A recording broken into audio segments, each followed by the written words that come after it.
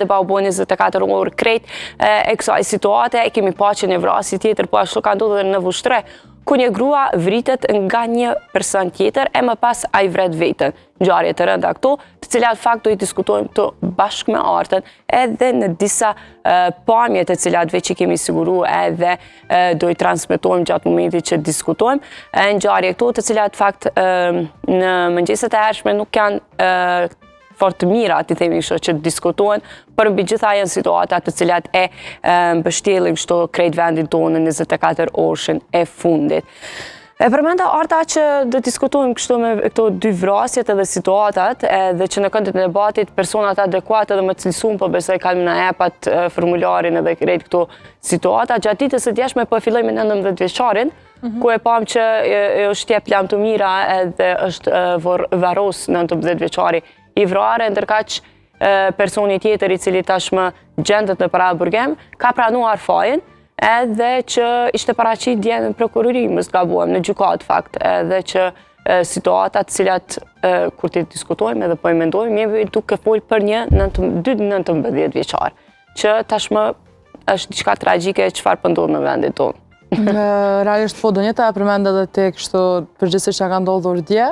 Është përmendur që bëhet fjalë për 19 vjeçar dhe ajo që është më shqetësuese është fakti që posedimi i armëve dhe veprimet që një 19 vjeçar mund të bëjë karshi një 19 vjeçari tjetër janë goxha të rënda. Ne kemi pasur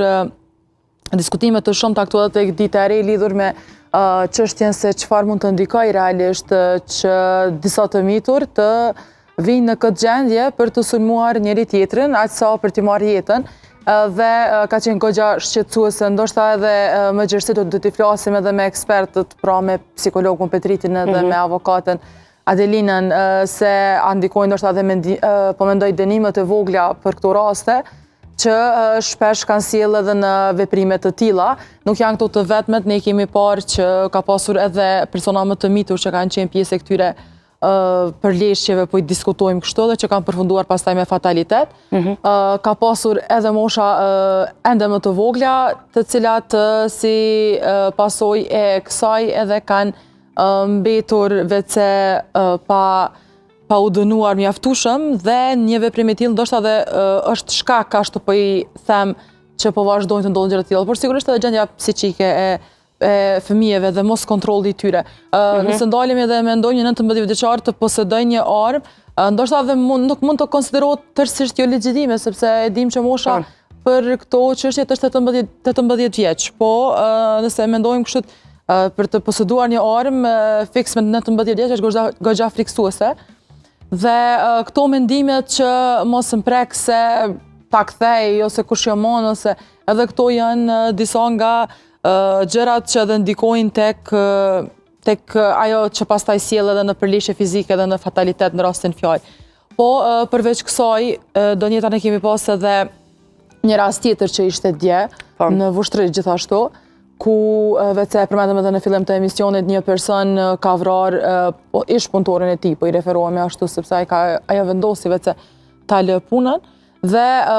gjëja si ndodhi dhe si u diskutua, pastaj u shpërndarën edhe video të bashortit të asaj gruas duke qarë ishte momenti më i ndjeshëm. Ka qenë goxha të rënda për me i përballu, nëse marrë parasysh. Definitivisht po. Diçka tjetër plus asaj po ndalim kështu te 19 vjeçari është që gjatë ditës së djeshme kemi dëgjuar edhe deklarata të fakt të familjarëve të ishte ndjerit, që xhaxhai ti tregoi që nuk ka pas diçka sa i përket krejt situatës, ka qenë një djalë shembullor, edhe mbi gjitha po ashtu nuk ka pas diskutime që mund bi deri në gjendja për vrasjen e tij. Një gjë jo e këndshme për familjarët cila ka ndodhur kjo. Diçka që më ka bërë përshtypje Arta është sepse situata të tilla, varësisht ngjarjeve të cilat veç po i diskutojmë edhe krejt asaj se çka ka pru në situata për vrasjen e 19 vjeçarit,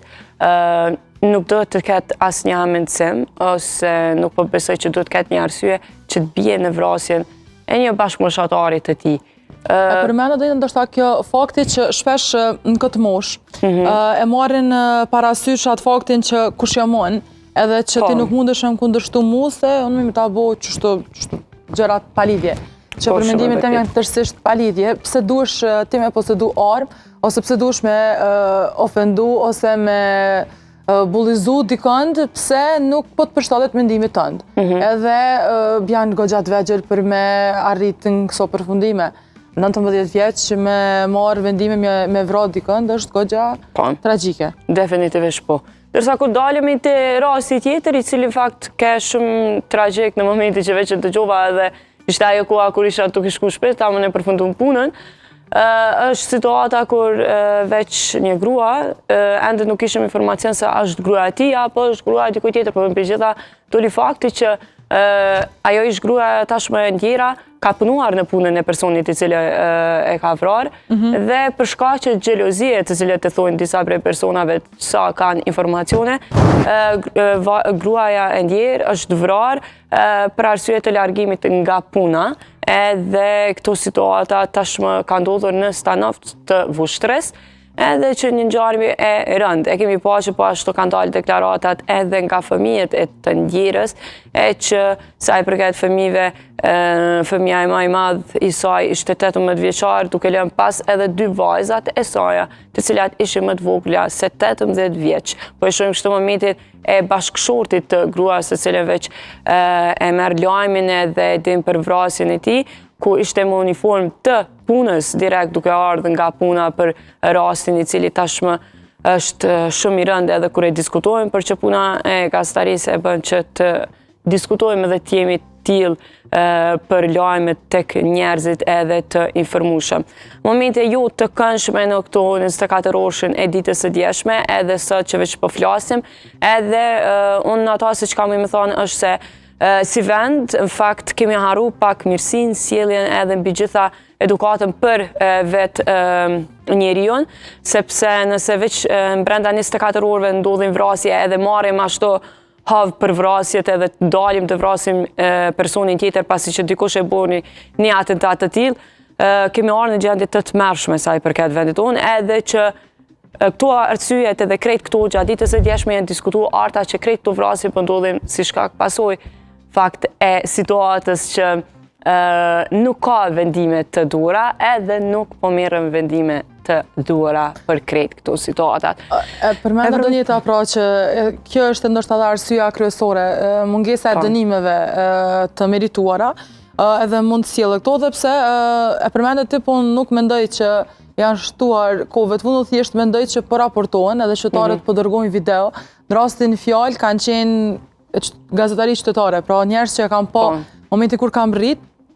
e kanë njoft cili ka qenë bashkëshorti i gruas, edhe kanë vendosur që me injicove pse nuk janë realisht pamje të cilat janë të mira edhe për t'i injisuar, por që e dim që shpesh mediat janë pak dhe qytetarët realisht nuk duan që t'u ik asgjë kështu pa transmetuar. Dhe ndoshta edhe kjo po mendoj raportimi më i shpesht i rasteve, qoftë për rraje, qoftë për kanosje, qoftë për kërcënime, qoftë për çdo gjë tjetër, edhe po sjell ndoshta që edhe mediat po e bëjnë punën e vet realisht, duke i dhënë zë më shumë këtyre çështjeve, dhe besoj që pastaj po vinë edhe raportimet edhe po ndrron situata, sepse e përmenda edhe më herët nuk është ky rasti i vetëm, por që ka pasur një kohë gjatë, mund të them që nuk ka pasur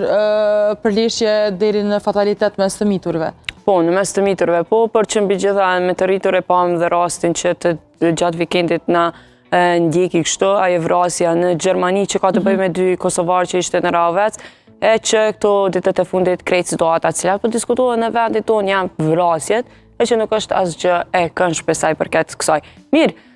me kaq po m'duket po e përfundojmë këto diskutimet, pasi që për diskutime më të hallshme edhe për krejt këtë situatë do i diskutojmë